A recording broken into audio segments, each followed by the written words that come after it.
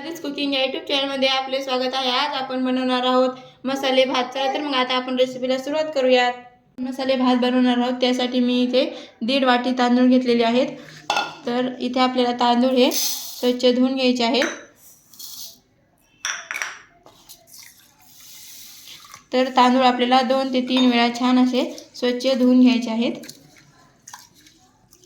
तर इथे मी तांदूळ स्वच्छ धुवून घेतलेले आहेत। यामध्ये आज आपल्याला भरपूर असं पाणी घालून घ्यायचं आहे आणि अर्धा तास भिजण्याकरता ठेवायचे आहे। मसाले भात बनवण्यासाठी फोडणी करता साहित्य लागणार आहे। मी इथे उभा चिरून एक कांदा घेतलेला आहे, एक बटाटा साल काढून फोडी करून घेतलेले आहेत, एक टोमॅटो, बारीक चिरलेली कोथिंबीर, अर्धा चमचा मोहरी, अर्धा चमचा जिरे, 1 चमचा लाल तिखट, थोडीशी हळद, 1 चमचा धना पावडर, अर्धा चमचा गरम मसाला, बारीक चिरलेले लसूण, त्याचबरोबर तेल, मीठ लागणार आहे। आणि इथे भाज्या तुम्ही आवडीप्रमाणे परत ॲड करू शकता। तर चला तर आता आपण रेसिपीला सुरुवात करूया। तर इथे मी गॅसवरती कुकर गरम करून घेतलेला आहे। त्यामध्ये घालायचं आहे आपल्याला 2 पळी तेल। तेल छान गरम होऊ द्यायचं आहे। तेल छान गरम झाले की त्यामध्ये टाकायचं आहे अर्धा चमचा मोहरी। मोहरी छान तडतडली की त्यामध्ये टाकायचं आहे अर्धा चमचा जिरे। जिरे छान फुलवून घ्यायचे आहे। नंतर टाकायचं आहे बारीक चिरलेला लसूण, त्याचबरोबर कढीपत्ता, तेजपत्ता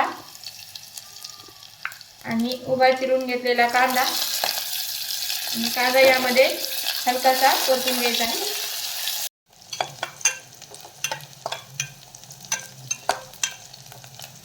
कांदा छान परतला की त्यामध्ये आता मसाले टाकून घेऊया। लाल तिखट, गरम मसाला, धना पावडर, हळद आणि मसाले यामध्ये छान असे परतून घेऊया। मसाले छान परतले की यामध्ये आता टाकून घेऊयात बटाटा, टोमॅटो आणि याला छान असं मिसळून घेऊयात।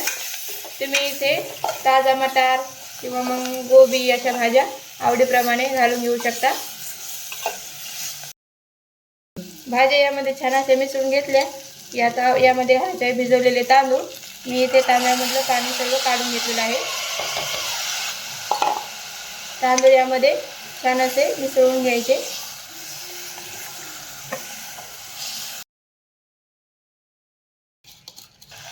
इथे तांदूळ छान मिसळून घेतले। यामध्ये आता आपल्याला आपण 1.5 वाटी तांदूळ घेतले होते तर 1.5 वाटीच पाणी घालून घ्यायचं आहे आणि हे पाणी गरम करून घ्यायचं आहे। गरम पाणी यामध्ये घालायचं आहे, छान असं मिसळून घ्यायचं। आता यामध्ये टाकायची आहे बारीक चिरलेली कोथिंबीर, चवीपुरतं मीठ घालून घ्यायचं आहे। मीठ आणि कोथिंबीर यामध्ये छान अशी मिसळून घ्यायची।